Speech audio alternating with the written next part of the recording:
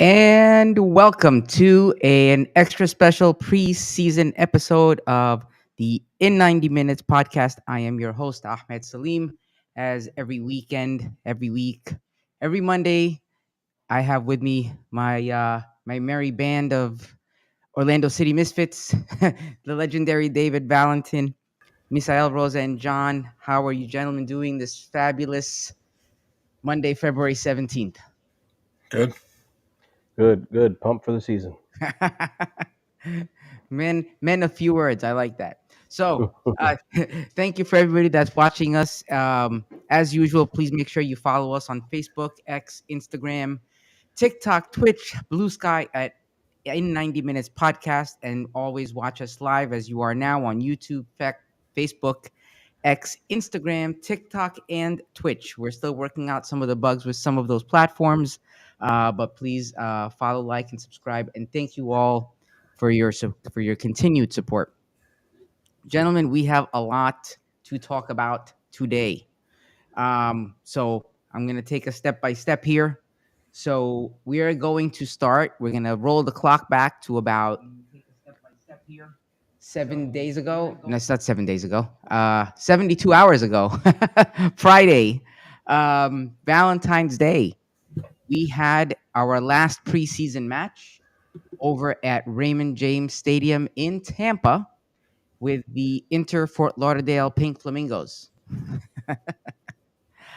So I was not thrilled when I heard about this date because what a date to pick also. Like if you're trying to get people to go, I'm like, really, you're picking up okay, Friday. I get why they picked Tampa because they weren't gonna get anybody to watch Miami over here. And on Friday on a Valentine's Day, I was really surprised about that. But anyway, there was a decent crowd there. Halfway through the I feel like the stadium started to fill up.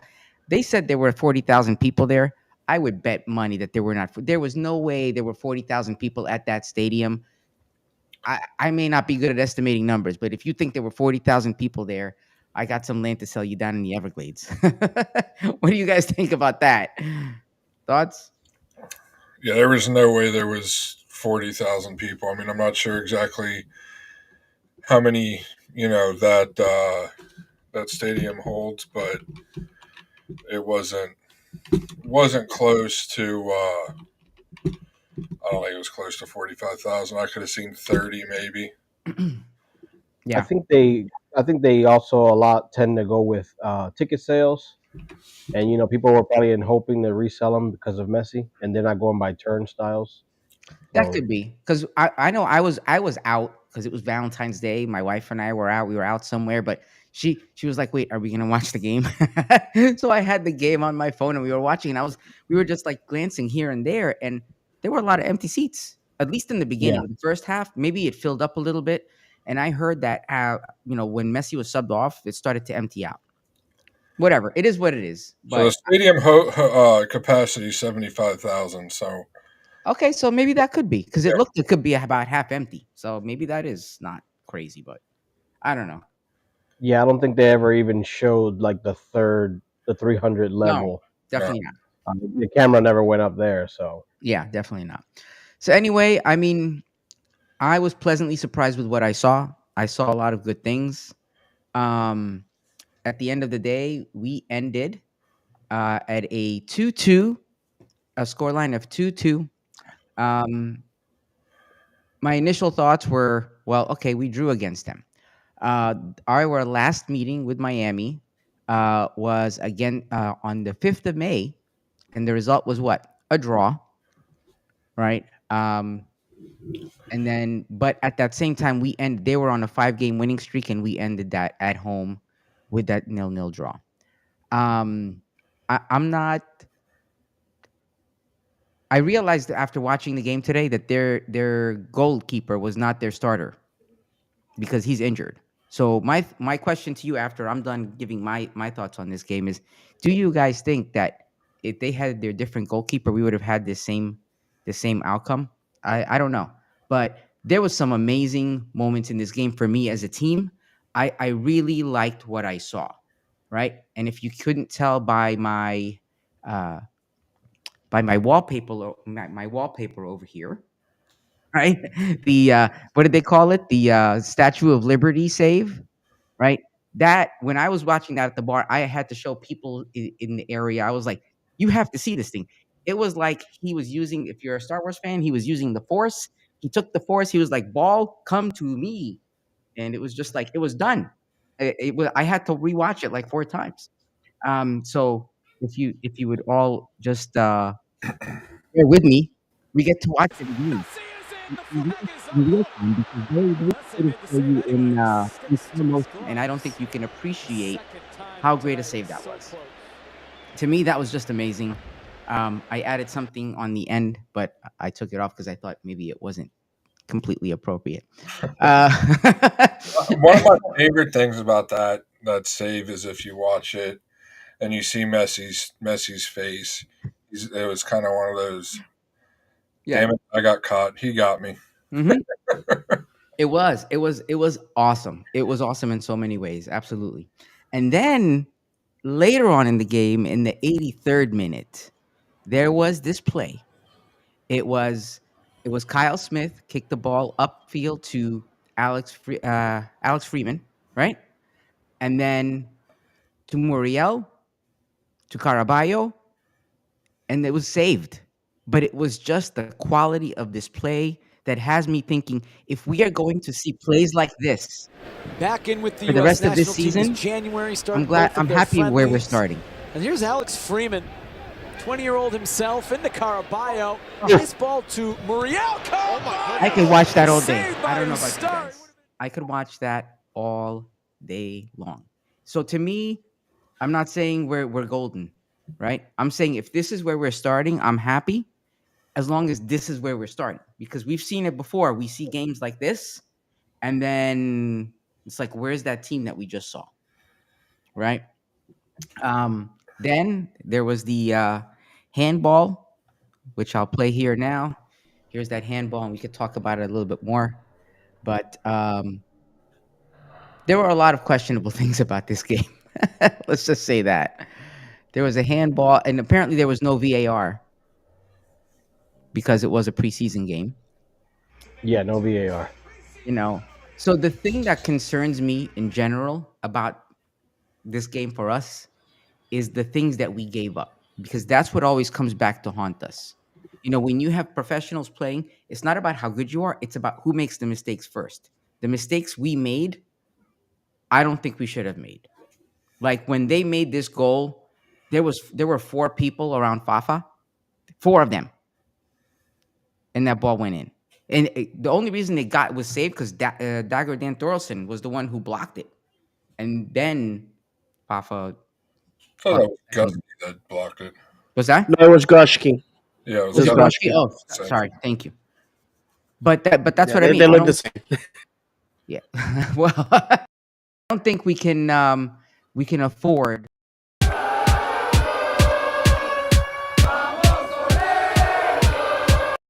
still early in the season. And then, it's not that early because those are the games that come back to haunt us later in the season. So, gentlemen, I've rambled on Well, long enough. What are your thoughts? my opinion is that it was a very good game. Um, they had the pressure. They have the stars. You know, to be honest with you, the whole game was public relations for Inter Miami. They never showed our fans in the stands. They never. Am I frozen, No, you're good. You're good. guys? Okay. You're good. You're good. And they never talked about us. I mean, every time they bring this gas back, MLS 1.0, Taylor Twelman, who still owes this fan base an apology for his shtick the night before the Open Cup final, where he was quick to point out some beef between former coworkers, but was never fast enough to say, "Hey, it was a mistake on my part. I should apologize for this." Anyhow, that we win and we show them. We score first, okay. It was a great goal. It wasn't a tap in. It wasn't a set piece like all the Miami goals appear to be for that night. Right now, my assessment is Messi and Suarez are on the back of a milk carton. At best, at worst, the Ghostbusters are gonna have to come in and and find them out of the stadium. They were completely neutralized. They had nothing going on. Show their age, which is concerning for Miami. That on a preseason, these guys look gassed, look clueless, out of ideas. Wanting the ref to do the dirty work for them. And the second goal was a masterpiece. They made a huge mistake, and we capitalized on that. And we had two incredible saves by their goalkeeper that kept us away from making this a 4-0 or 4-1 affair. And surprise of the night for me was Carvalho, 16 years old. This kid is already showing flashes of excellence and raw talent. And all the guys that took on the pitch, incredible performance. And to conclude, their goal came in at the very end when we basically were playing the kids. Literally, we're playing the kids. It's one of those things when you put old meat on the grill, you either get punished with a goal, or you manage to rescue the game. And to me, they needed to rescue the game. Losing would have been their only loss in the preseason. In the preseason, they were beating, farmer teams, and showing that they are the big bad wolf. We told them not this year. Last year, that 5-0, enjoy it because it's not gonna happen again. A lot of glory hunters in that stadium. People that went, they said, our fans were true fans. There was a lot of people there that had never been to an MLS game, do not support the rowdies. I mean, these people were just there to see Messi. The second Messi was off the pitch, they left like they always do. And one last thing to point out to our fan base: be proud of who you are, because when I look at the comment section of the pregame, postgame, I see a lot of Messi this, Messi that. Never Inter Miami. And our fans do not care about who's wearing our colors. They care about the institution of Orlando City, and we should be proud of that. That we are there for the football, for the club, not for some washed up player that that this year is gonna get exposed for who he is, a hype merchant. Yeah, Um, as far as the match went, we got to find something at left back because um, Santos isn't it. He was exposed a lot last year, exposed in every preseason match I watched this year. Obviously, we had the one against the Brazilian club, then the season ticket member one, and then the one this past Friday. Every one, Santos was a liability on defense. Um, he doesn't anticipate. Is slow to react. He just they got to do something about left back. Right back, I feel like we're more secure than we've ever been because we got Dagger Dan over there. We now have Freeman over there. We have Kyle Smith who can play right back if needed. Kind of think they're going to do kind of steal a baseball term, a platoon. As far as substitutes come in, if we need a goal, they'll put Freeman on. If we need solid defense, they'll put Kyle Smith on. But we need to do something about left back. And then Araujo, I thought, especially in the first half, had a masterful performance defensively. Didn't let Messi get anything, forced Messi into a foul. That I honestly thought, because it was Messi, was going to be on Araujo, but it was, when they showed the replay, it was definitely a foul on Messi.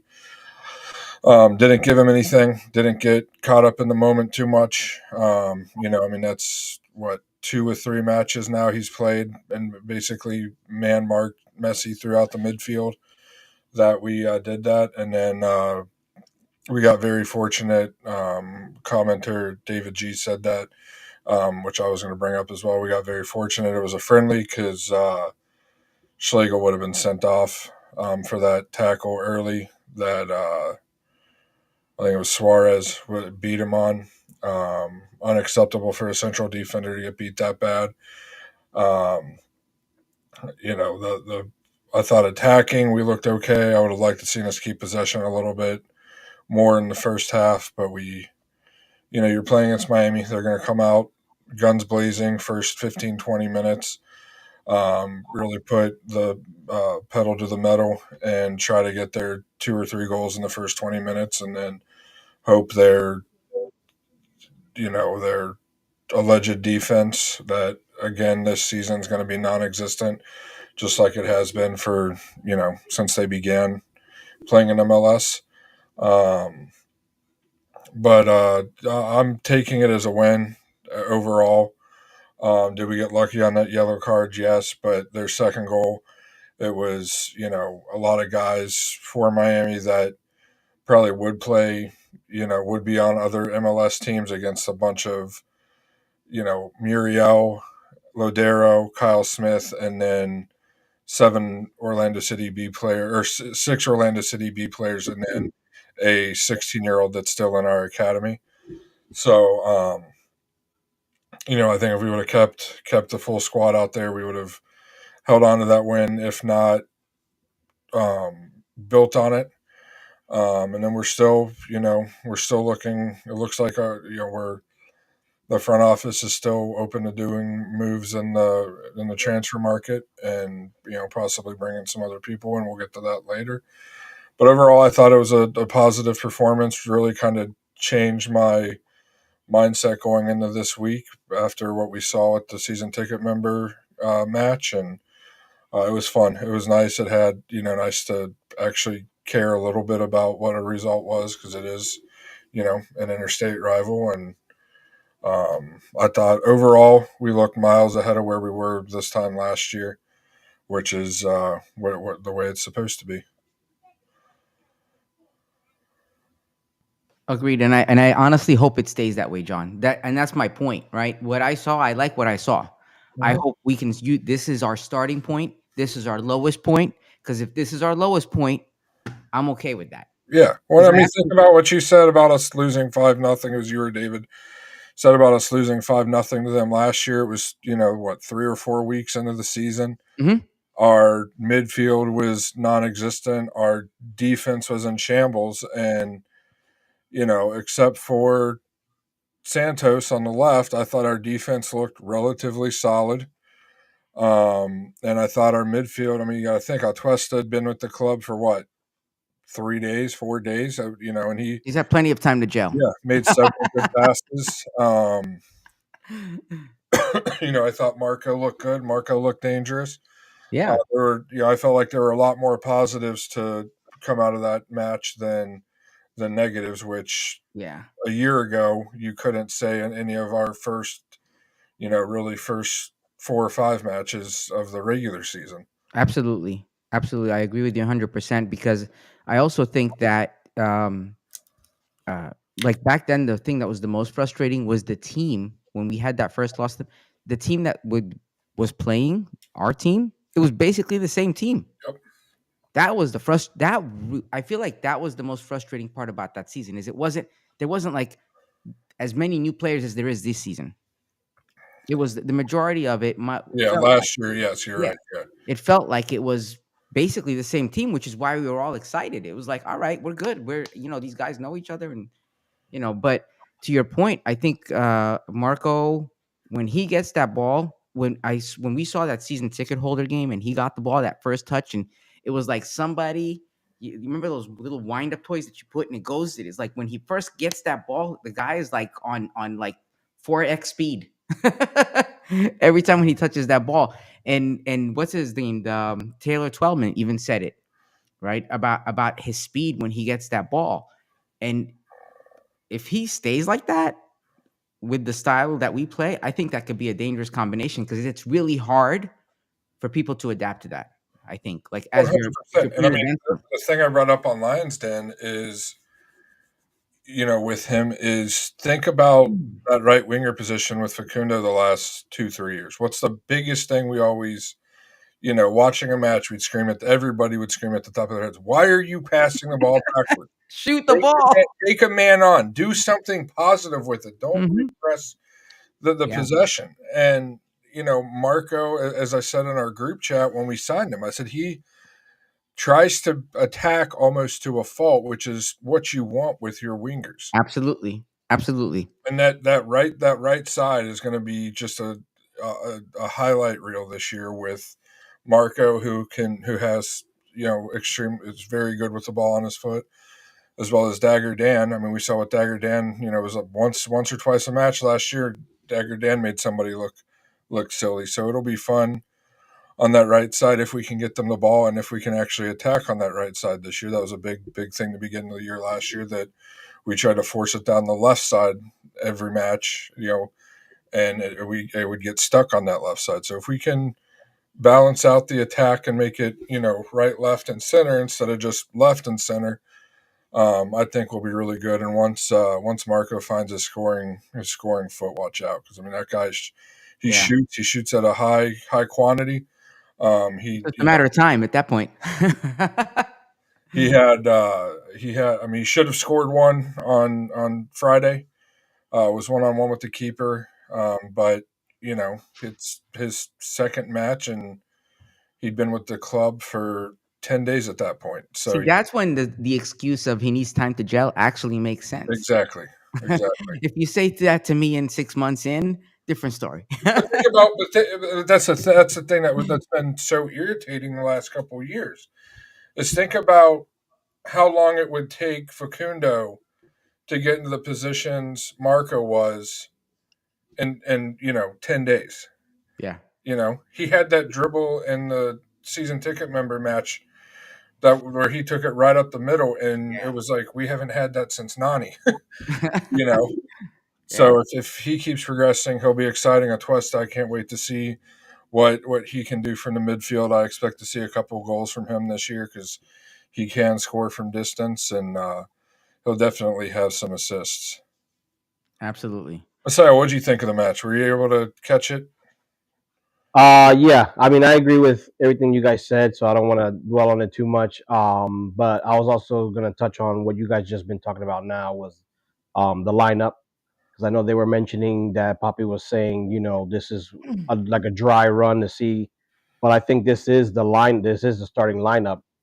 Obviously, when Duncan comes back, then I guess they'll play around with Duncan and Ramiro.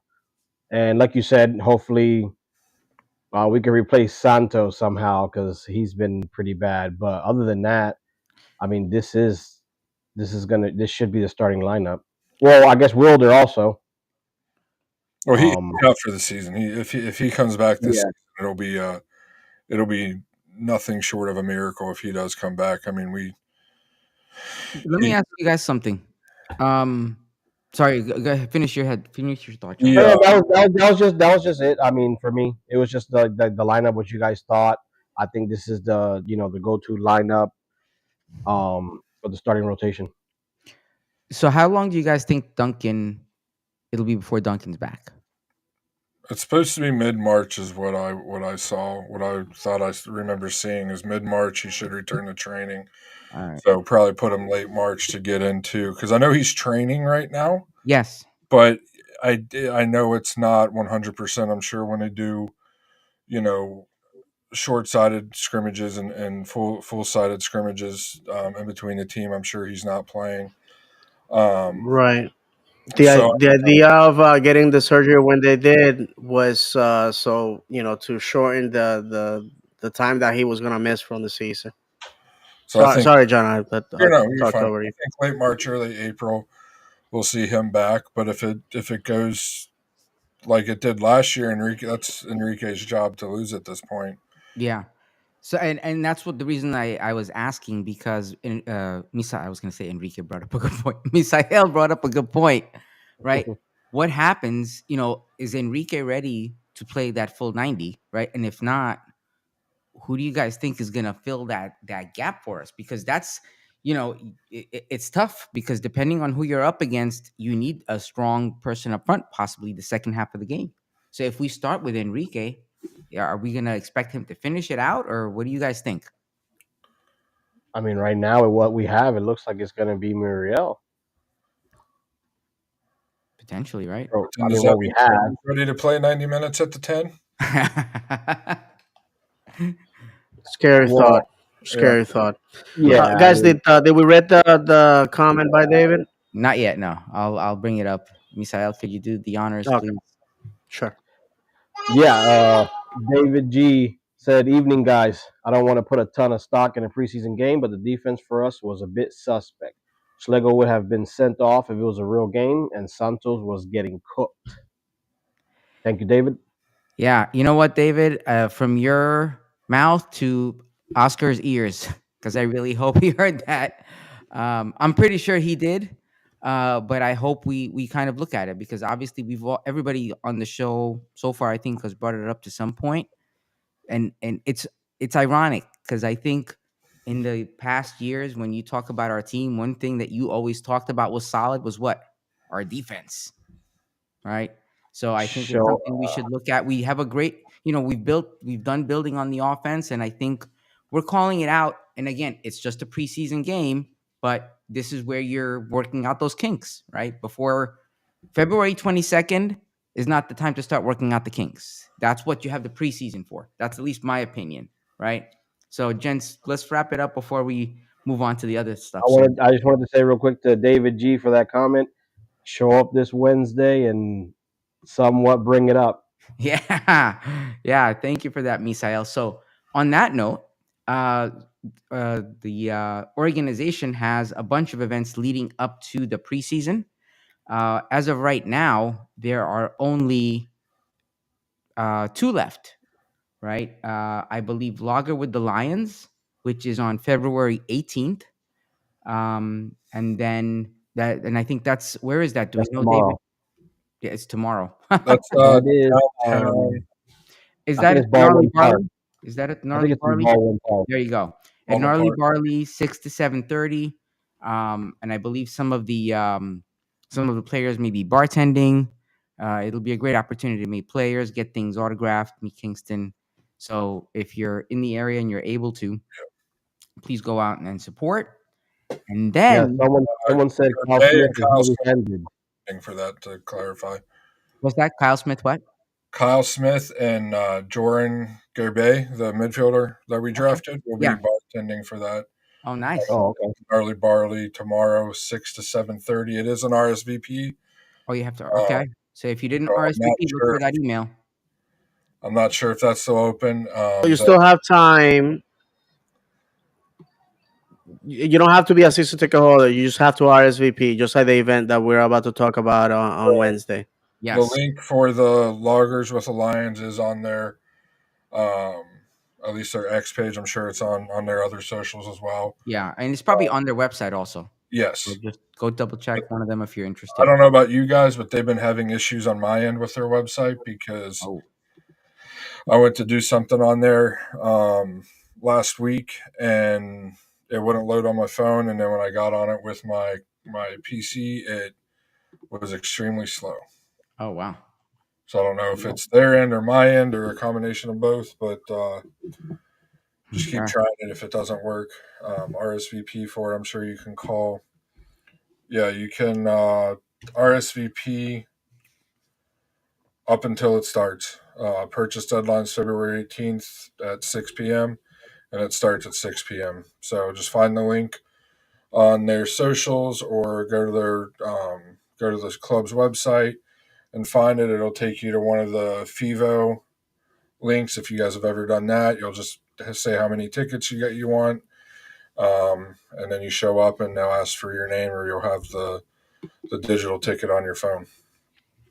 Absolutely. Thank you, John. Then on Wednesday, February 19th, the Lions Den Chalk Talk. This is I believe this is the second year that they've done it this way. They used to do Pints with Pareja before. Third year? Yeah, it's the third year. They did it Oh, the okay. very first year that Jared Dillon was. And you know what? I don't. I hate to do this. I hate to do it Do it, David. because Do it. I don't like to blow my own horn, but this was an idea that I gave Jared during the season ticket holder powwows that he had, the focus groups, and I said, in USL this was a tradition, and my overseas teams do this. That way, the manager, the fans get to ask the manager about how he plans to what formation he plans to have, etc., etc. These events have been very successful in the fact that people show up. The problem, my friends, is that people do misuse the opportunity to grill Oscar Pareja and Luis Musi and ask the difficult questions. It's not broadcast. It's not like you're gonna embarrass anybody. I know because Oscar told me personally last year he welcomes those questions because it means that people care, give a crap. Let's be honest. Driving to the stadium on a Wednesday for a lot of people, they have jobs, they have school, they have kids, they have all the things. He appreciated that. So this year, please show up because obviously, if we don't support these events, they're gonna go away. That's how it works. Please show up and please, asking difficult questions doesn't mean you have to be contentious and you have to be disrespectful.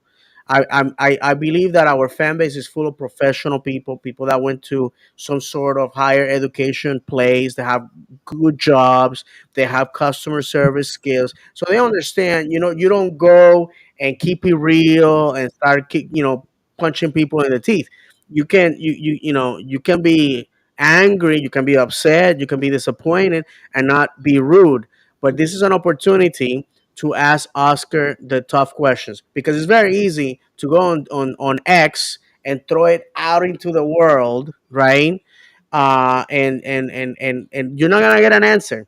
This is an opportunity to hear from the man himself, see the vision that we have, ask Luis about the workings of the club, also how our recruiting is going, which in my opinion our recruiting keeps getting better and better and better every year, firing in all cylinders with the draft, going to Europe, going to South America and digging great players. I would like to see more Asian and African players in our club, but that's my personal opinion. So at the end of the day, guys, you have an opportunity. All you have to There's no tickets for this. All you have to do is RSVP so they know how many people are gonna come. The space is limited, obviously, because it's at the West Club, and Fire Marshal will shut it down if they try to shove 7,000 people in there. So you still have the opportunity. Reach out to the club and let's get together. These are to me the events that are not rah rah rah. Sign my scarf or anything like that. There's an opportunity. If you care about this club, you care about the tactical aspect of the club. This is the opportunity for that. So Yeah, and Respectfully. David, thank you for saying that because I think it gets lost a lot of times on folks. They're afraid to ask those questions because they think, well, I don't want to offend them. I don't want to upset them. If I'm asking them those questions, it means I don't care. When meanwhile, I feel like it's the opposite. And that's really what they need to hear because they want to know that what they're doing, people care about to an extent. You know what I mean? Like if people are asking me, why am I doing these things? What are we going to do about it? That's going to drive you more. That's going to make you realize that the people out there really do care, right? So to your point, I invite everybody to go and to ask those tough questions in a respectful way. And That's what, guess what? If it's a question they're not allowed to answer, they'll still answer it with as politically as the they can. political correctness that they've been trained to. I mean, my one of my friends that does the San Francisco Giants podcast, he has draft picks, minor league players on all the time, and he's like, I mean, there's certain questions I know I can't ask. I'll still ask some of them because it shows the guys that we're not a that we're a knowledgeable fan base and that we know what we're talking about when it comes to our sport. So just asking certain questions, like ask, hey, are we going to be are we trying to sign anybody else this transfer window? They're probably going to answer you with something like, yeah, we're always trying to improve the team. But it shows, hey, we pay attention. We know that the transfer window in the MLS is open until April. We know you just reportedly sold a couple players to Houston to free up almost $1 million in salary. What are we doing with that $1 million to make the team better right now for this year with what we need to do? Respectfully. Respectfully. Right. And one thing, guys, one thing that I want to make clear, Oscar's a great guy. And, Oscar has his work cut out for him. Last year, he promised a lot of things at this event. Obviously, we didn't have the best start. By May, I have to say it, I lost faith. I was like, well, wanting something and doing something are two different things. The statistics, my friends, the data, the history, the things that consistently show,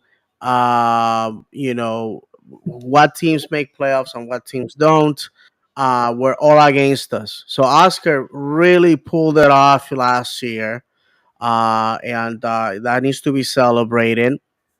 I know some people have told me, well, I've been a vocal puppy out person, so I don't want to go. I don't want Oscar to, feel like I'm a hypocrite or anything. Listen, none of that matters to Oscar. Oscar's a performance driven individual. And, look at me, I doubted. He proved me wrong, and I'm going to still show up and give him a hug and tell him how great he did. And that's it. I mean, he knows that the support from the fan is as good as what his last game went down as. And like I'm tired of telling this to people. Our criticism of players and staff, it's never personal. I think we have some incredible people working for our club. Is always, obviously that's what a podcast is opinions. And maybe our opinions are gonna be the wrong ones. I don't claim to know everything. I know some people in the past have attacked us, claiming that our expressions have led to incidents and things like that. And I just want to make that clear. And I want to finish with this because it's important. Please show up to the event because we are the only club in MLS doing this right now, and I appreciate that our club is giving us that opportunity. And I wanna direct this to some people that deserve to hear this. If you're going to attack us publicly and ask for forgiveness privately, know that I will never give you that forgiveness. I will never do that. And I know you're listening because you told me you were going to, but I just wanna let you know that we're good people and that we care about the club. And if you're gonna assault our persona and our status within the Orlando City community and create havoc and damage, if you're gonna ask for my forgiveness, it has to be in a public forum. You can't just go DM me and say, "Oh yeah, I screwed up," and then and think that I'm gonna be all So real quick, peaches and David, rainbows. No, the hell with that. David G just commented and said that the RSVPs at the space for the Chalk Talk are Are sold. sold out. Yep. If you haven't RSVP'd, unfortunately, it looks like they won't have room for Yep. you this year. And then we do, Miss Al, I'll bring it up. Thank you, David. Yeah, hopefully we have people who are there to really ask those tough questions because I would argue, and I think I'm to gonna David's be there. point is that's what they want. That's what Oscar wants. Oscar doesn't want you to be like, "Hey, Oscar, what's your favorite thing to do with the players?" Or, "Hey, Oscar, what's your favorite part of the Oh, season?" last year I was like, "What's your favorite ice cream?" And so, just to be so clear, yeah, I have that's not that's been the there, so tough I don't know. questions. When it's can't like No, remember. that's a tough Maybe question. about I'm sure everybody's seen the interviews with different movie stars and stuff, and they're all asked the same generic question, and just the look of relief and how they act when they're asked a question about the film that they haven't been asked before. And that's the cool thing about these things is you have however many people in there, and each person can put it a different way, and it's probably a little refreshing for Poppy not to be spoon fed the same questions like he is when in his press conferences. Because you listen to the press conferences. and I appreciate this, John. I appreciate this part that the questions are not filtered, are not pre-screened. They just hand you the microphone. You lift your hand, they hand you the microphone. So be smart. Like I said, don't act like a fool. In years past, famously, we had a guy that oh my god, he just and they were like broadcasting the event. That was with Punch with Pareja, and that guy made a fool of himself. First question too. So just remember that it's open. It's open floor. We're family. They hand you the microphone. They don't pick people. They don't pre-screen people. You're a fan. You showed up. Here's the microphone. It's a democracy at its best. Here it is. What do you want to ask? So use the time wisely. Ask the proper questions because I'm telling you from the horse's mouth. Oscar wants to hear what we think because how can he deliver what we want if he doesn't know how we feel about his work performance? Period. We got some comments, guys. Yep. Yeah, I'll show it up. Oh. Johnny Ridner, thanks for watching, dude. He says our team is going to struggle if we don't find proper attacker. I agree. And to our main man, Mazel Tov, congratulations, new dad. Yes. I guarantee you, my guy, that you have not had a good sleep in weeks, but it's okay. It will come eventually, one of these days. Oh yeah. All right. So with that, the one remaining event takes us to Saturday, February 22nd at 7:30 p.m. for our home opener against the Philadelphia Union at Yeah. Inter & Co. Stadium. Gentlemen, your thoughts on this game? We have a history with Philadelphia Union. Overall, the history that I have was 7 wins, 6 draws, and 8 losses. The last 6 games, we've had 3 wins, a draw, and 2 losses. I don't know. I mean, this is when we've played Philadelphia historically, I've always been a bit worried. Right? It's our first. I don't know that we played them many times in the beginning of the season. I didn't look that up because historically we've played CF Montreal a lot. So I don't know if this is one of the few times that we're actually playing Philadelphia. So this could be very interesting both ways because we've had some really good luck historically. I think the times I remember us playing Philadelphia was during the international call-ups, and I'm always worried then because we don't have our starter, like our stronger players, but neither do they. And we've sometimes, more times than not, we've had a good time. We've played well. So I don't know. I don't know how I feel about this home opener. I'm excited to see what our guys can do, but it's against the Union, This is who've historically been a fairly strong team. So what are your thoughts? they're under a new coach, correct? They're under a new coach. That's correct. Okay. Um, I think if we play the way we played Valentine's Day against Miami, I think we have a shot. I mean, I don't know what their new coach is implementing over there, and I know they lost some of their key players during the off season. So I think they're going to be sort of like us. Where I mean, we have the same coach still, but in the sense of they have new players as well, where Yeah. they're going the whole gelling, thing. I think it'll be a great matchup. Like you said, Ahmed, we always it's always kind of like neck and neck with them for some reason. So they did lose in this last transfer window. They did, if you remember, transfer Jack McGlynn over to Houston. Yes. And then they also lost Carranza to Feyenoord. He was actually out of contract. Damian Lowe went over to the Saudi Pro League.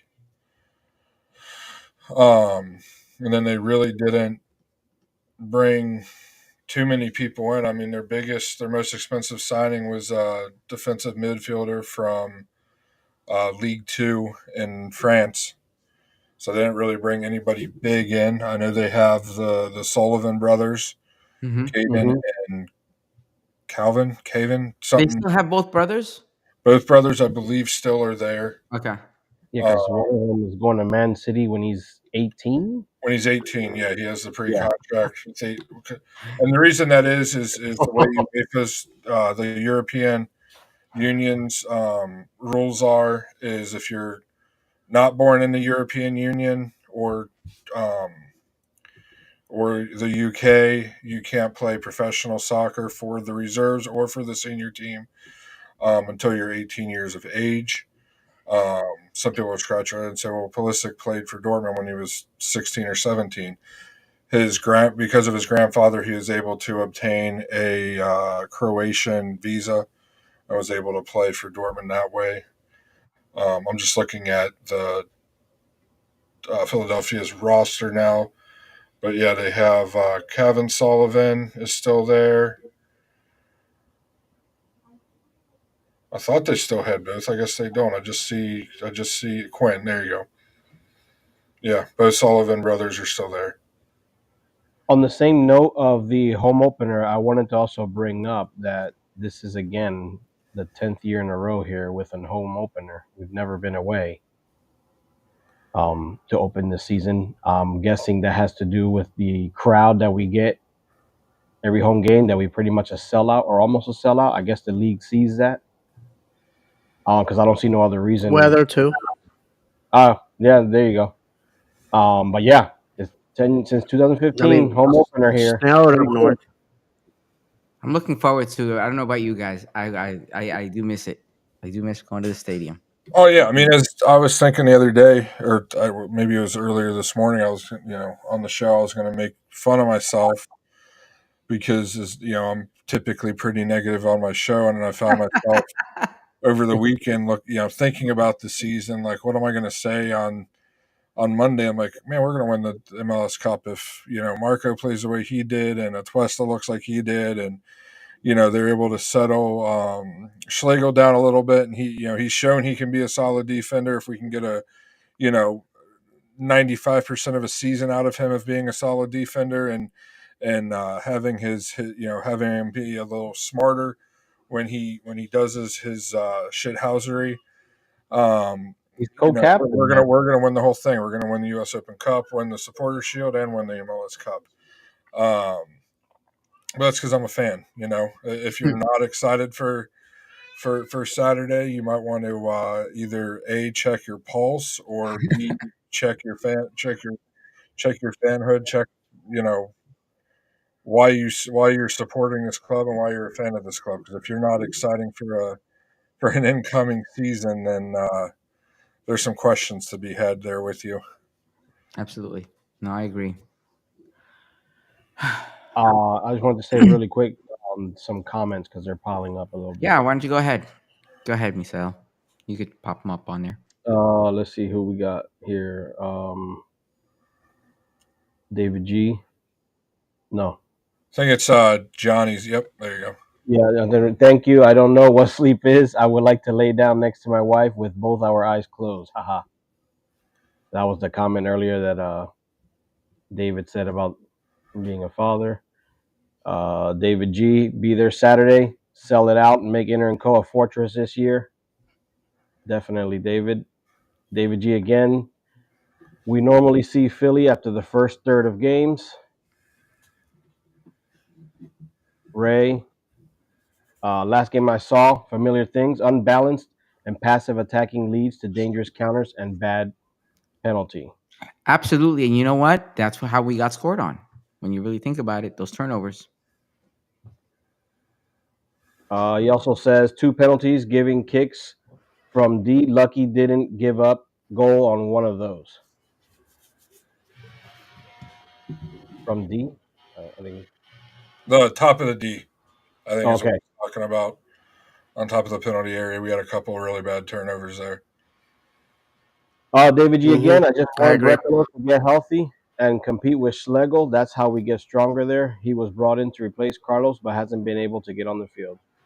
Yeah. Wait, so what happened to Brecalo? What did I miss? He just He constantly got had hurt last year. minor knocks. Like he wasn't in the squad on Friday because Yeah. he had muscle tightness or something, and was scratched from the squad. It's just like I feel like unfortunately he can never, like David was saying, can never stay healthy. And once he is, he shows that he's a starting caliber defender. He just can't stay healthy enough. Oh no, that's not good. Ray also Maybe wants. have we had. Go ahead. Go ahead. No, go ahead. No, I was just gonna finish Go ahead, brother. real quick. I was just gonna finish real quick. Ray also said several things to be excited about, and David G said with the Brecalo, he has some leg discomfort currently. Okay. Yeah, that's important. I mean, I Yeah, feel like he's a great asset to the team if he can stay healthy. So I really hope yeah. I hope this doesn't come back to bite me, that they keep him off until he's ready to come back and come back healthy. Because the thing with Right. recovery is sometimes you feel like you're good and you're like, I'm good to go. And you're really not. You feel like you are, but you need just an extra little bit of time. So I would rather, this is one of the few times when I would rather say, you know what, hold off on bringing him back until he's 200% ready. If that makes any Yeah, sense. Because, yeah, And definitely. we just lost one of our rehab guys that was part of the success that we've had past few years. Now he's with Columbus, I believe. No, I'm sorry, with Chicago. So critical that we continue that path of success where we bring players when they have recovered. If you remember that when Adrian Heath was here, man, we were bringing people out of desperation that were not ready, re-injuring themselves. We all remember how bad Rafa Ramos was here, and after he left Orlando City, he has been a pretty consistent player. And another thing that happened was that I believe it was in 2019 where we fired practically the all the rehab people, and we started from scratch. I shared on our social media picture that post that I saw on LinkedIn, where last year we were the team with the least amount of injuries in the league, and that success comes to the 30 plus individuals that work in rehab, conditioning, dieting. I mean, we have a staff of unsung heroes that that don't get the recognition they deserve, and they are what keeps our players on the pitch. And I'm thankful for them, the professionals they are, and if somehow this makes it to them, I wanna let you know how thankful I am that you're part of our organization. Going back to Philadelphia, I just wanted to point out that we are pretty even with them. We have won 7 games, we have lost 7 games, and we have drawn 6. And on the last 3 games against them, we have 2-1 victory in Orlando, 3-2 victory in Philadelphia, and a 2-2 draw here in Orlando.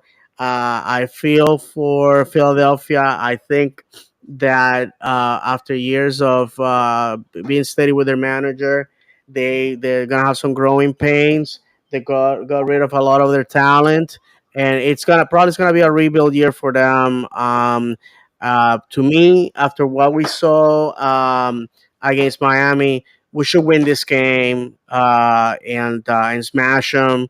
You want to make a statement. Oscar Pareja is in a renewal year. His contract expires in December, and you have to build the case to be brought back because, as much as I like the Oscar the person, he is an individual that understands how everything works in this business. If we once again make playoffs and we get eliminated in the first round, or we do not make it to the promised land, the MLS Cup, I think at that point our ownership has to say, well, is this it for us? Are we plateauing in these performances where we're good enough to make it to the playoffs, but we're not good enough to leave with the trophy? So Oscar has a lot to prove this year. We're favorites for Open Cup. We're favorites to do very well in Leagues Cup, and we're one of the teams that are expected to make playoffs. So Saturday, like many have said, we have to fill the house. 655 West Church Street. All roads lead to our stadium, Inter and Co. Be there, support the boys, be excited. And like I said, for Oscar and his boys, they need to go on that pitch and tell us, remind us why we follow this club, and that's to have a performance to be spoken about. Thank you for that, David. I lost my train of thought. I had something I was gonna add on to that, but yeah, be there Saturday, February 22nd. Support the team. We have a great season ahead of us, so let's kick it off the right way. We have a couple more comments. I'll Yeah, bring go ahead and get them. Yeah, I gotcha. Believe we started off. This was the first one.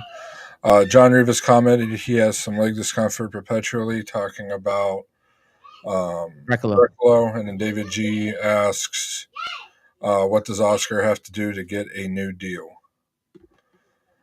This year, honestly, I feel like he has to bring home a trophy, whether it's Open Cup, Supporter Shield, or the MLS Cup. Possibly even Leagues Cup would be in the mix there. Since they changed it up a little bit, I feel like it's maybe a little bit more. It's not going to be completely, to the level of a U.S. Open Cup or a MLS Cup, because all the matches are still played here in the United States. There's no MLS clubs traveling over to Mexico to play matches. But I really feel like he has to, win a trophy, get us into the Champions League, Champions Cup, whatever they call it now.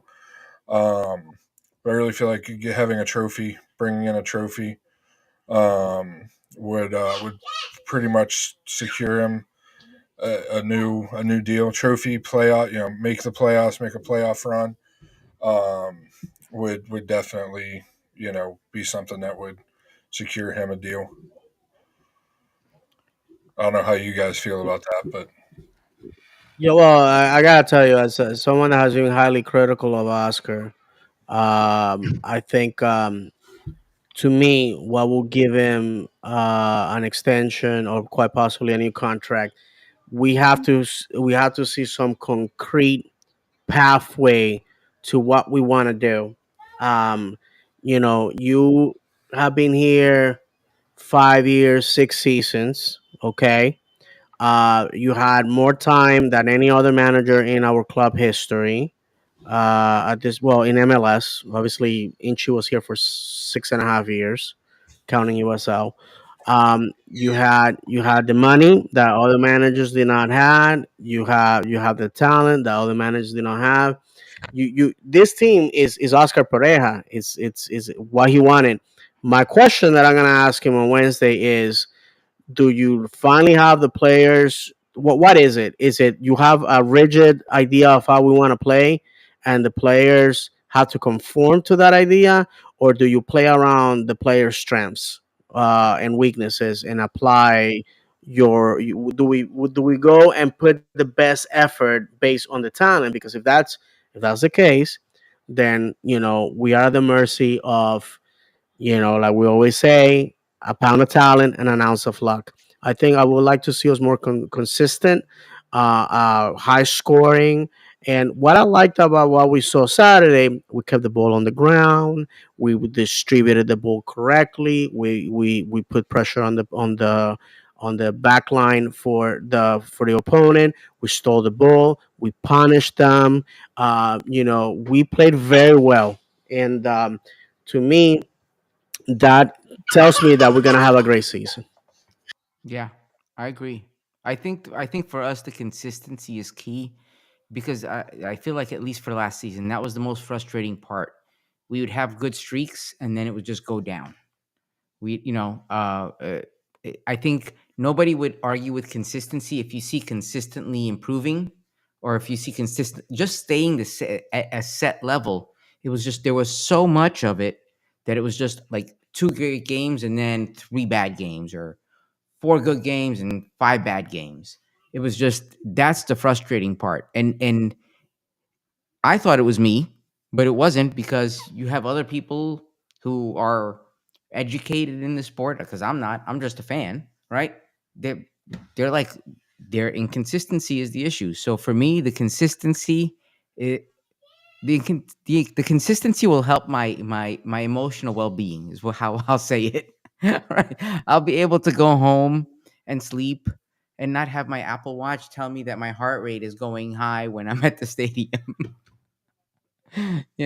So I think that's all we can really ask for. And he has, you know, zero excuses to advance this year. You know, him and the front office has had ample time to work on the roster, structure the roster the way they want the roster structured. Um, the I feel like the pieces are there. You know, we didn't lose with what we lost. Yes, we lost Facundo Torres, but I feel like we potentially could have, for what we need, the type of player we need, an upgrade at that right winger position. Wilder going down hurts, but we upgraded for what this roster needs in a more of a true, box to box midfielder. Um, so I really feel like, just getting a couple pieces on the bench, figuring out the left fullback position, and this team will be right there. I mean, I just saw, looking at X while the other guys were talking, the um, MLS predictions came out today, and we're basically average to finish in fifth, which means, to me, means that nobody knows what to make of us because Hmm. we're higher end of the table. That would go right around with what Tom said last week or over the weekend, with us finishing with 51 points. That'd be right around, anywhere from sixth to fourth, depending on the season. Has certain teams in the East upgraded this year? Yeah, attacking especially. Yeah, Atlanta's upgraded their attack. Miami's brought in some pieces. The team that really has shored up because they already had a good defense. They just got caught the injury bug last year with Cincinnati, and they brought in Evander that just happened today from Portland, the attacking midfielder. They brought in a striker. So they're looking, they're probably going to be the most dangerous team in the East. So I mean, to me, there's little excuse for us to start out slow. For us to have to wait until May or June to start climbing up the table, we should be up there from day one. We shouldn't be. It shouldn't be mid-May and we're, you know one of the bottom two teams in the East, and we're not the bottom because of goal differential. We shouldn't even sniff being out of the playoffs this year, in Yeah. my opinion, because of the pieces we still have and the pieces we brought on. David, thoughts? Hmm. Misael? Yeah, I'll be quick to allow Misael. I know he had some technical problems and has not been able to join the conversation fully. I mean,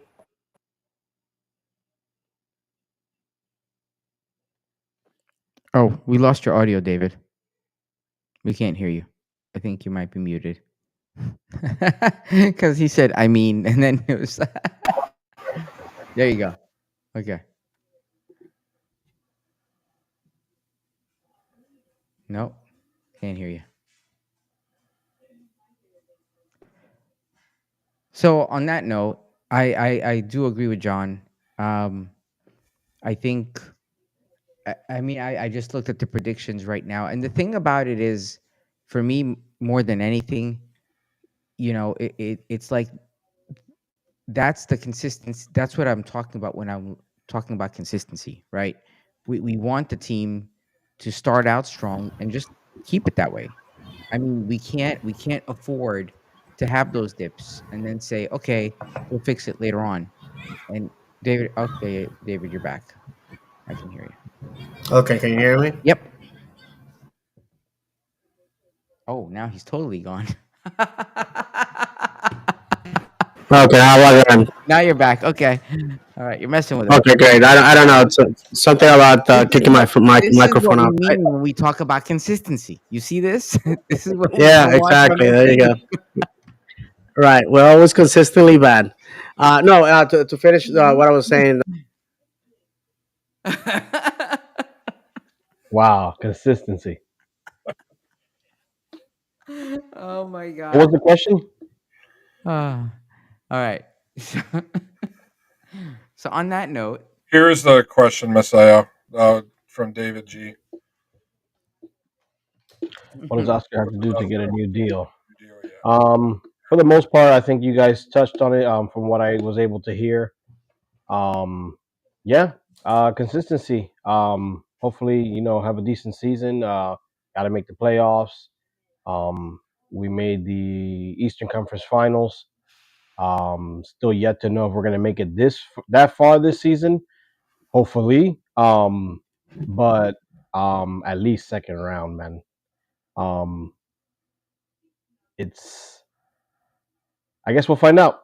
I mean, we have to see if we're gonna pick up some players, pick up some pieces, see how these guys play together. We got a couple new players. The Brecalo thing, we need that. The depth, to me, the depth is we need to touch on. I feel like we're lacking, like we spoke about earlier. Obviously Ramiro's not going to go full 90 every single game. So who's gonna cover that spot? Um, like I just said right now with the Brecalo, Schlegel. Schlegel's been playing pretty good the last couple seasons, but once in a while he gets his little days where he wants to do something. Can Brecalo be healthy enough to come in and back him up? The Santos situation where he seems to be a liability on the defensive end. Just those things. Hopefully he can touch up on those and see if we can get a solid team. And I guess time will tell. I don't know if David's back. I don't think he is yet. But on that note, Misael, you talked about signings. I think there was at least one new signing, right, John? It wasn't a new signing. We for our club we did. Oh yeah, we did sign. That's right. You're right. Our draft pick this year, our first round draft pick. Probably gonna butcher his name, but I believe it's pronounced Duran Gerbet. He's a Frenchman, has French nationality. Came in via the draft pick. He's been Fantastic sign. very impressive um, in the most recent two preseason matches that we've seen. I mean, he was incredible against Montreal a week ago on Saturday during the season ticket member match. Had a shot that rattled the crossbar. He was one guy where we have just watching the first half. Me and David were sitting next to each other. We were like, we have to sign this guy. We can't let him go to another team, and he can't be left to sit and go to OCB either. So that's the one signing we made this year, or this year. Jeez, this week. And then we did late today sell Mikey Halliday and Lodero. Ladero. There you go, Nico Ladero to Houston for cash. Takes 1 million. Yeah, that was the early report. It's now looking like we sold them for either cash or GAM, general allocated money.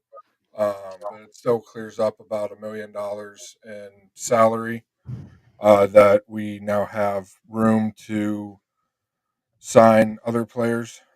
Frees up a homegrown spot as well because I believe Mikey was on a homegrown spot. Um, so sad to see Mikey. It was feel like he had a lot of upside when he started getting first team minutes a couple seasons ago. Unfortunately, he like a lot of what happens to a lot of professionals, he got injured. Somebody had to step in for into his spot, performed just as well, if not better, than he did, and he lost his starting role and never really saw much of the field again, unfortunately. Um, and then Ladero, everybody knows my opinion of him with our club. Unfortunately, it's a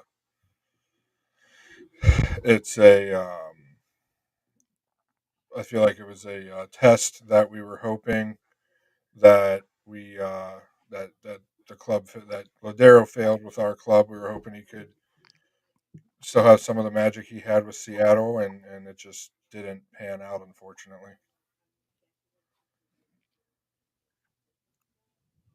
Yep. Okay, we have some more comments. I'll pop them on there if you can take care of them, Misael. Ray said, "My question for Oscar. In my opinion, best coaches get players to play optimally in chosen system and teaching players skills/habits within that system, and then adapting systems to bring out best of players." That is actually one of my favorite things of Poppy is that I do think, um, for the most part, he brings out the best out of the players. He seems like a player coach. They like him. Um, I mean, hopefully, obviously, but yeah, I feel like he does bring the best out of them. He also says, in that light, how does this year compare to previous years? Where is most needed as we begin this year? And I honestly, I think that's an amazing question because there's nothing more to ask somebody than what do you think we need to work on, basically, right? I would be very curious to hear what Oscar thinks we as a team need to work on. Because it's one thing for all of us to sit there and talk about it, and everybody's got an opinion. And let me tell you, I would not want to be in the man's shoes. But I would be very curious to hear, like, if he would be open enough and brave enough to Ahmed, share what he thinks, what his opinion is that we need to work on as a team. only if we had an event where we could ask him those type of questions and get an answer. If imagine if we had an event like that. I do have a question for you, Miss Io, because I slightly disagree with what you said. Okay. I agree. Defensively, he brings the best out of our defensive players. Hmm.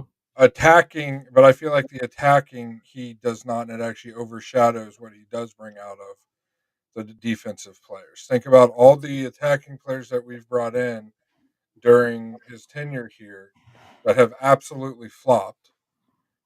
Kara. I'll even put Facundo in there because Facundo never gave us an entire season. Facundo always gave us like 2/3, 3/4 of a season. Never gave us an entire season. Um, Ojeda took forever to find his spot. Muriel's still trying to find his spot. Um, Duncan seems to have taken a step back from his first year to last season. Um, so I would I just would Yes. I After I did say that, I kind of thought about it, and I guess I worded it wrong. I meant more of like last year and the previous years, how we started off very slow. and all of a sudden we pick it up and we made it all the way to the Eastern Conference Finals. And I guess I meant to say more as in he I guess even though he has his flaws like every coach does and every player does, he finds a way somehow every year to eventually get it together and I guess make them buy into the system. As much as like you pointed out those flaws, and I do get it because yeah, they are there. He somehow he pulls it off though. He makes them believe, and I mean, and at the end of the day, that's what a coach does. I mean, yes, he can. Who knows? We don't know if he's tried a million times to get Faku to use his right foot. We don't know that. And maybe he didn't want to, or maybe he didn't learn, or maybe he didn't try to teach him. Who knows? We'll never know. But somehow he gets them to somehow. I don't know why it takes several months, but he gets them to buy in, and it just starts clicking. And by July, I mean, what was it? The beginning of July last season, we ended up being the best team in the league. Mm-hmm. We only lost 1 or 2 games to close out the season, made it all the way to the Eastern Conference Finals. So I guess I worded it wrong. That's what more I meant to say. Okay. But I do hear you though. Yeah, you're right. A couple more comments here. I'll bring them up for you, Messiah. David G again says losing Lodero's 11 assists will hurt us, but getting his money off the books will be nice. Yeah, pretty much. He also says, And only again, we don't know what we're gonna be doing with that GAM. Who knows if we're gonna be If bringing they some want a bank, solid I can give them replacement. a bank account and a routing number if they're looking for somewhere to send it. Just saying. Oh yeah. He also says only clears up 800,000 of salary cap for Halliday because he was still on the homegrown deal, and those don't count against the salary cap. Oh, nice. I didn't know that. So $1 million in total salary for the club. That's still weak. I mean, it'd be borderline a designated player, but if we could, find a left back that is, looking for $1 million a year salary. I mean, $1 million. I Mhm. mean, what's the DP? Is it 1.2, 1.4? I think it's 1 point. Yeah, but there's a lot you can do with, and then the transfer fee also is fixed into that. But there's also things that you can do with allocation money to offset that. I don't know it off the top of my head, but there's certain percentages that you can, um, certain percentages of each player's salary that you can put with the allocation money, so it doesn't go against the salary cap and such. So speaking of that, this is an excellent transition point.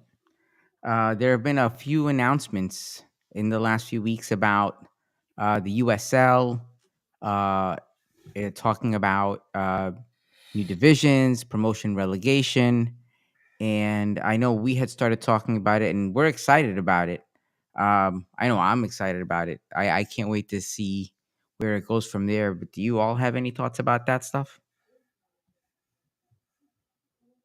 I was I waiting mean, for in that. theory, this could be a whole I other gotta show. say Let's this. be honest. We could spend a Yeah, whole yeah, other this 90 could be a minutes lot. about this. Yeah.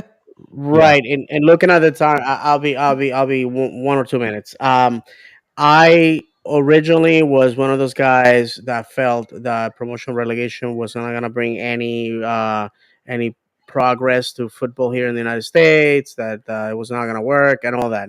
Over the years, following a club in the lower leagues in English football, from League Two to League One, I can't and having to be biting my nails off, thinking that we're gonna get relegated out of the EFL and all sorts of things. I tell you what, we need pro relegation. The fact of the matter is, by keeping a closed system as we have it right now, we preventing the sport to grow in our country. How wonderful will it be if all four teams, 5 teams that play in Florida, because now Naples is going to have a team next year. Jacksonville's coming up with another team. Um, So imagine if we had the opportunity to play all these guys all the time, it would be wonderful. The fact of the matter is that the only people that don't want promotional relegation in this country are the people that paid $500 million to get into MLS. USL is always going to be my favorite child. Our club was born in USL. Our club is tied with Louisville City as the team with the most USL cups. Our team, USL gave us a shot. MLS didn't come into Orlando and said, "Hey guys, I think you're a great city. Let's make you into a club." No, we had to cut our teeth in USL and prove to the powers to be that we had what it took to be an MLS city. And with that said, Don Garber, to me, it's not a guy that is. It's not a saint of my devotion. He's a guy that is there for the money. He doesn't understand the game. All these years later, he doesn't understand what football culture is all about. We need this to happen. Two things are going to happen out of this. A, MLS buys USL, and we actually have true promotion relegation in this country. Or B, USL forces MLS to do that difficult conversation with US Soccer on if they should be unaffiliated. And what that means is MLS will not be able to recruit, sign, or sell players to other FIFA nations. And guess what? That's not going to happen. So, let's see what happens. I wish them all the best. They have built a true pyramid, and again, we have participated OCB, and the first team have participated of USL.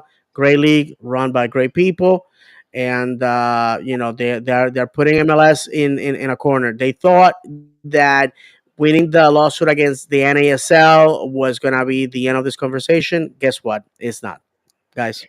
Yeah, John, I know I put that graphic up that you sent. They should have given some context before, but why don't you give a little bit of background as to what actually happened and what your thoughts are? Definitely. So yeah, late last week, it came out from U.S. Soccer and USL that USL is going to be given first tier status under U.S. Soccer, which means it's going to be looked at as a competition under Hmm. even status as MLS. What based on what I've read and kind of a little bit of my own opinion, and David echoed it, that the MLS within the next several seasons will be purchasing the USL, um, and then that will lead to eventually within the next 5 to 10 years a promotion relegation system being um, being something like what I created there. Obviously, MLS Next Pro wouldn't be eligible for promotion because that's for the academy teams of all the other three or all the other four teams in there: the MLS, USL Championship, USL 1, and USL 2. Um, so maybe you could have added a fifth tier in there for MLS Next Pro, but it'd be, in my opinion, it would be a conglomeration of, the first year would potentially be a free for all, if you will, where you get all the teams from the MLS USL Championship together. Top half stays in the MLS, bottom half falls to the USL Championship. Um, and then, USL 1, USL 2 stay the same. And then from then on out, they would come up with some sort of, bottom four, top four um, deal, playoffs, whatever it may be. Um, when it comes to the promoting and relegating between divisions. I don't think they're going to get rid of the postseason in the MLS. I think they will shrink it. I think instead of 2/3 of the teams, it will be back to about half the teams will make it in. Um, but that's also with the MLS growing to 30 teams. This is also, there's this would also mean the MLS possibly um, would shrink when the promotion relegation system comes. Um, Real quick, I'm not for or against it. I see arguments for both of them. One of the things that makes MLS unique is in the fact that not having promotion and relegation is uniquely ours, uniquely to the United States. Almost every other sport in every other country has some sort team sport anyway has some sort of promotion relegation system. Not here in the United States. This would be the equivalent of having the bottom four teams in Major League Baseball moving down to AAA and the top four moving up. I know it's a little bit different because they're farm teams, but that's the closest thing we would have to to equate it to here in the United States. The positives of it create every match matters. You don't see teams that are sitting on the edge of the playoffs, that are take games off. You'll see them still compete for those games. I think it means more money to the U.S. soccer as a whole, which means our national team's going to get better, which means our domestic leagues will get better. The teams will get better. Bigger names will come here potentially. But this is kind of the next step that I see as far as that the domestic league in the United States has to take to try to get into that true top 10, top 8 leagues in the countries in the world for the sport. In other words, San Jose Earthquakes are screwed. San Jose screwed. Chicago They've been pretty bad lately. Chicago screwed. Who else? Yeah, Chicago. Recently. Yeah.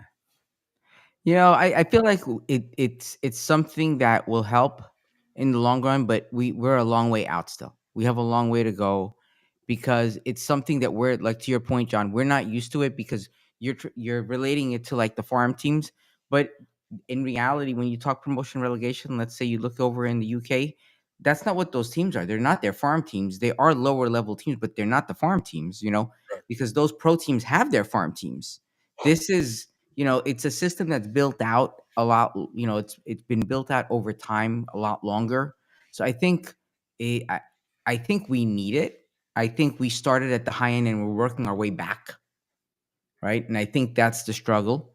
But I think it's important because I think it helps the sport as a whole, and it might influence other sports. Who knows? I think the closest thing might be like college football to pro football, even more than the farm teams. You know what I mean? Because some people will prefer watching college football. In that case, I'm one of them, but yeah, no, yeah, me too. Yeah, I mean it's a tough thing because it completely kind of reinvents the wheel. As far as United States professional sports goes, even Yeah. though other countries around the world do it, it would absolutely reinvent the wheel and be something that we haven't seen that I'm aware of on U.S. soil before. Absolutely. I'm all for it. I think it's taking too long. Yeah, we gotta take it slow though, otherwise it'll be too quick a trip and it might backfire. Oh yeah, definitely now. The Yeah. question is, do Americans have the stomach to see their team getting relegated?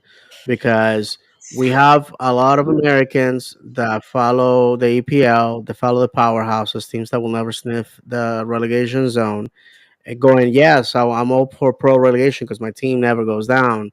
But my club, Stevenage, that right now plays in the third division, League One in England, is a team that flirted with the idea of getting relegated to the National League. Those of you that have been watching, Welcome to Wrexham, uh, you know. What was there was another documentary style for football and Sutherland Till I Die. Those type of videos, relegation is this, it destroys clubs. Relegation affects people, affects towns, the economies, and all that. So, do Americans have the stomach for it? That's the big question to be asked. I think I'm all for it. And even if that means that our club goes down, I think that with 30 teams, MLS can have MLS 1, MLS 2, Mhm. and then USL Championship become the third division, and so forth. If you have a situation where top five teams get promoted, bottom 5 teams get relegated, I think we may have something there that people will appreciate. Yeah. With that said, I think we have run out of time. Last exhortation. Obviously, now we know that there's no tickets for Wednesday. So if you're gonna be there, please say hello to me. I'm gonna be there. Quite honestly, it's a privilege to be part of that crowd. And then Saturday, if you haven't bought a ticket, please do so. I spoke with our good friend Sergio Ruiz. He's going to be on the call for the Spanish broadcast on Saturday. Our good friend Miguel Gallardo is going to be from the new MLS studios in Connecticut, over there, the WWE studios. So if you see Miguel hitting somebody with a chair or jumping from the third rope, now you know. I'm telling you. Yeah. You have a Yeah, couple for more sure. comments to So get before we go, though. It, there you go, brother. So yeah. last words from me is let's go support the Lions. It's another season of up and downs. I'm super excited for it. What it's gonna bring, and this is why you follow football, not for the wins, not for the trophies, but for the ride itself. So let's go support the boys, and as always, up the Lions. Yeah, and David, just to add to your one comment about the promotion relegation, and I think you hinted on it, maybe without even realizing it. It's about supporting your team regardless of where they are, right? And that's the key. Definitely. You said you don't know if the U.S. is ready for that. It's about supporting the team regardless of where they're at. A lot of us have supported City before they were in MLS, and that's the only way it'll work. If you have your team and you support them, you support your team no matter where they're at, and you follow them. That's how that works. The minute you can't say my team is, in tier one, and then when they go to tier two, they're not my team anymore. That's how it falls apart. That's how it doesn't succeed. That's why you see it there, because I always say it. It's local towns, local teams. Those people will support those teams no matter where they go. It's like if I grew up in New York, I'm a Met fan. It's like if the Mets were to move up or down, I'm still a Met fan. Same thing, same idea. Yes, you can feel pity for me whenever you want. We got Well, I some mean, comments before we go. Yeah, you look at, to add on to what you said, you look at a map of all the clubs, all the EFL clubs, the professional clubs in the UK, and the map's littered with them. Almost every single little town yeah, has one, and it's almost like the colleges, and that's or it, the and high that's schools exactly are. what it is. Yeah. Absolutely right. Absolutely perfect. All right, we have a couple comments, so we should try to fly through them. So, Misael, can you help me out here? I'll pop them on for you. Yeah, Serge Nash. Good evening, boys. Late again. Um, yeah, we look like Arsenal. Yeah, I don't know if I should say that or not. Slow Right. start and balls out until gas is somehow is out. Years under Poppy. Thank you, Serge. Ray says, from Cincinnati's perspective, USL and US Cup are critical. USL gave FCC a chance, and US Open Cup allowed FCC to shine. That is true. Relegation is good, but it must be level playing field. That MLS must not get in the way of player signings or help some signings. David G, I appreciate you guys. See everyone opening day. The Orlando City subreddit is doing the annual Reddit season preview. Check it out. Thank you, David. And Serge Nash said, born in, not bought in. You're right. And that's one thing that my dad brought up, that Ray brought up, is that's something the MLS it'll have to stop being. The clubs will have to be independent from the MLS. At that Yeah, point. that's gonna be the tough part. That's Well, I mean, gonna I be. guess I guess it could almost be a thing where the MLS, maybe they don't. It's not called MLS because I know it's almost like the EFL in England, um, where they're the governing body, type of deal. And what we have now in the MLS, where they own the clubs and everything, that's the part that would have to go. But as far as running the leagues and everything, could stay. All right. Final closing thoughts. Anybody else? Closing 21. thoughts, get there Saturday. There's plenty of Yeah. tickets available. All right. So we will see you all in 4 days, 20 hours, 54 minutes, and 16 seconds at 755 West Church Street, Inter and Coast Stadium. Make sure you're there. So we're going to leave you reminding you the only way we know how, that football is played on grass, not on paper, that football is cruel and unpredictable, that football is a pound of talent and an ounce of luck. And if you have not cried for joy or anger over football, have you really footballed? So for John, Misael, David, and myself, may God bless you. And as always, vamos, Orlando!